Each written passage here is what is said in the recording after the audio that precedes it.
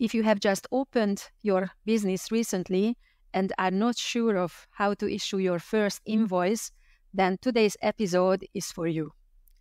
But it may be worth staying with us even if you are not a newbie and have issued hundreds of invoices already. Maybe we can say something new even for you.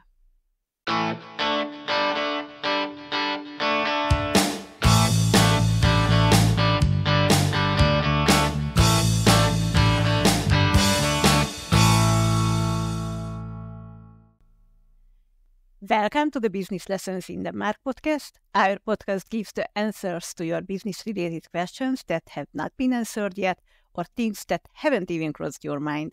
My name is Edina Bohos and I am here with my colleague Katalin Balog. We are owners of Cool Accounts APS, a Danish accounting office. Hi Kati, we discussed so many things in our previous episodes that I now feel ready for the big adventure, and I think the time has come to finally start my work as a business owner. Oh, I'm glad to hear it, Edina, and I wish you good luck with your business. Thank you. However, I already have the first problem. Shouldn't I give an invoice or a receipt to my customers when they buy something from me? Yes, you should. You need to document your sales. This is a requirement. Well, I thought so. And how do I do that? In Denmark, there are three options. Either you give an invoice, a simplified invoice, or a receipt.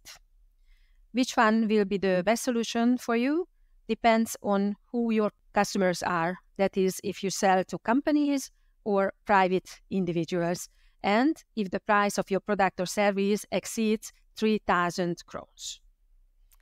Okay, I think it would be good to take an example here. I have three imaginary businesses, a Hungarian restaurant, a little guest house, and a cleaning company.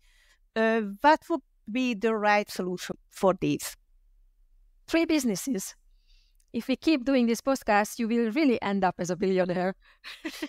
Well, I already said that Elon Musk should feel himself in danger.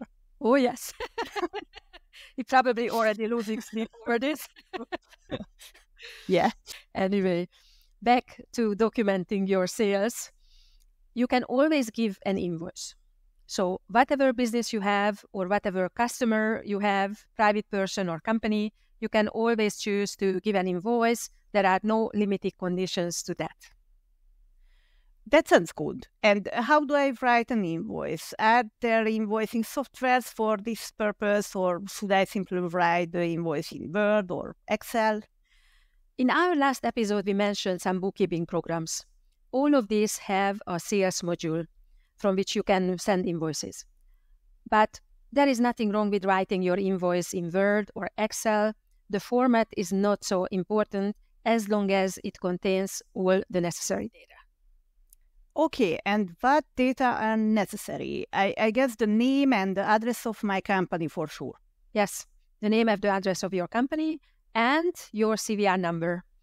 Similarly, the name and the address of your customer. The customer's CVR number is actually not mandatory to write on the invoice, but you can add that too if you want. Yes, but this only works if I write the invoice for a company, because if it is for an individual, then of course there is no CVR number. Of course, that's a good point, yes. Anyway, the next thing you need on the invoice is the date of the invoice. That is the date when you write the invoice. In addition, you also have to write the date of the delivery of the product or service if this date is different from the invoice date. Mm-hmm. So if I clean an apartment on the 1st of February and I write my invoice on the same day, then I should write the 1st of February as the date of the invoice. But if I issue the invoice a week later, then I have to write that the date of delivery was the 1st of February. And what if the delivery was not a single occasion, but an entire period, because I clean the place every day for whole months? Then you issue the invoice at the end of that period. Or you write on the invoice in which period the delivery took place. Let's say from the 1st of February until the 29th of February. Okay, and what is the next thing I need to write on the invoice? The invoice number. The numbers of your invoices must be continuous. So there can be no missing numbers and no duplicate numbers. Even if you accidentally foul up an invoice and have to delete it, you still have to keep that invoice because its number will also be included in the line. I see. So I start at number 1 and my invoice numbers will progress as number 2, number 3, number 4, and so on. And then the point is that there should not be 2 invoices with the same number and there shouldn't be a missing number. Exactly. If you use a bookkeeping program for invoicing, then the program will automatically handle the invoice numbers correctly.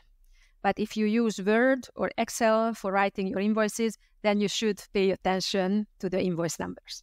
Yeah, especially if you want to save time and just copy the current invoice from the previous one. Oh, yes. Well, let's move on to the next thing because now comes the point. You have to write the type and quantity of the product sold or the type and quantity of the service delivered on the invoice. It seems completely logical, yet this is one of the details that I encounter the most mistakes with, often even by business owners who are no longer newbies at all. Oh yeah, but how can one screw this up? For example, if we are talking about a cleaning company, the issuer of the invoice does not write on the invoice what kind of activity was performed, which would be cleaning in this case, but only writes the address where it was delivered. So you get an invoice with 22nd Main Street written on it. Okay, so the person invoiced 22nd Main Street, but the invoice doesn't say what kind of service he actually delivered there. So if he painted the house or cleaned it or cleaned the windows or renovated the floors or demolished the house or built it or sold it. And that's the problem, right? Right, exactly. The invoice does not fulfill the requirement. And we could say, okay, so what? But the truth is that if it does not fulfill the requirements, then this may affect your customer's right to deduct it as an expense. If you clean offices for me as a subcontractor and send me your invoice at the end of the month, which does not meet the requirements because it doesn't have all the data it should have, this will give me problems. I want to deduct this purchase as an expense, but I need a real invoice for that, something that fulfills the requirements. Okay, I understand. Let's assume that I wrote on my invoice that I delivered cleaning in 22nd Main Street. What else do I need to think about? You also have to write the unit price without VAT, as well as eventual discounts, if these are not taken into account in the unit price. Okay, so there will be a line on the invoice that says cleaning, and in the comment it will say 22nd Main Street, 3 hours, and then the unit price. Or if I do not use an hourly rate, but something else, for example, occasions with a fixed price, then I enter the number of occasions and the price per occasion. Yes. And then there is the VAT rate and the amount of the VAT. The VAT rate is usually 25%, and for products and services that are VAT-free, it will be 0%. Okay. So then I will also indicate the VAT rate and the VAT amount separately, and then also the amount which the buyer actually has to pay. Yes, exactly. Okay. And what about my bank details? Shouldn't I also include those so my customer knows where to send my money? It is not a requirement, but yes, it is advisable to write your bank account number on the invoice and also what the due date of the payment is. So if your customer does not pay immediately on the spot, then to transfer your money. And who sets this due date? Can I write anything? It depends on what you agreed on before you started the service or when your customer ordered the product. Of course, you as the seller set the due date, but your customer will have to accept it, because you can say that you want your money in 3 days. If your customer says no, we usually pay in 30 days, then it will not go, right? Yes. So the best is to agree in advance and set the due date by the agreement. Anyway, what is the usual payment period here in Denmark? Well, it depends quite a bit on the sector. There are places where the 8-day payment period is standard. There are places where it is 30 days. It can also be 45 days. I can't really give a general answer. Okay. Is there something else to write on the invoice? Well, actually, you can write anything else on the invoice. You can put your logo on it or your slogan. You can write a message to your client.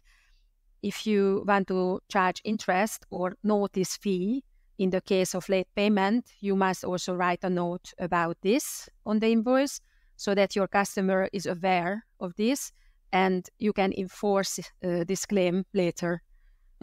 All right. I hope my customers will pay me on time. Yes. Anyway, now I know how to write invoices from my clinic business, but I think that writing invoices in my Hungarian restaurant won't be very practical. No. Yeah, it would be very time-consuming to write an invoice to every guest in the restaurant. That's true. Fortunately, the rule says that if the value of what you sell is below 3,000 crowns, then a simplified invoice or a receipt is enough. And we will discuss how this works in our next episode.